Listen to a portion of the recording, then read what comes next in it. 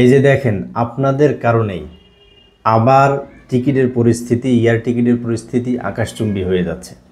গত 30 তারিখের পূর্বে যেমনটা হয়েছিল, আমরা আপনাদেরকে বারবার বলেছিলাম যে ভাই, এই এইচএমভি ভাইরাসের জন্য যে মেনিনজাইটিস যে টিকাটা দিতে হয়, এই টিকাটা খুব আহামরি কিছু না।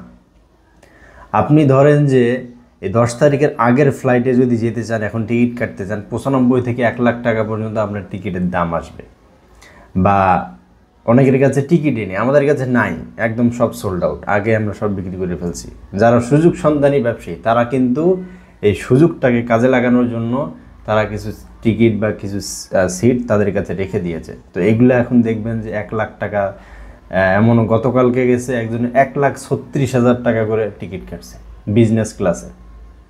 1,36,000 টাকা করে 4টা টিকিটে তারা প্রায় আপনার 2 লাখ টাকা 3 লাখ টাকার উপরে তারা লস দিয়েছে। তারা এই যে দেখেন, এই যে আপনার টাকাটা লস গেল, আর মেনিনজাইটিস একটা টিকা দিতে আপনার লাগবে 1,000 টাকা, মাত্র 1,000 টাকা। আপনি ইবনে সিনায় যান, ধানমন্ডিতে, মিরপুরে আছে, দেন অনেক জায়গায় এখন ইজি হয়ে গেছে ব্যাপারটা। আপনি যান, যেদিন আপনি মেনিনজাইটিস টিকাটা দিবেন, সাথে সাথে আপনি অনলাইন করবেন, তারপরে থেকে 10 দিনের ভিতরে আপনি ফ্লাইট নেন, 10 দিন পরে আপনি ফ্লাইট নেন।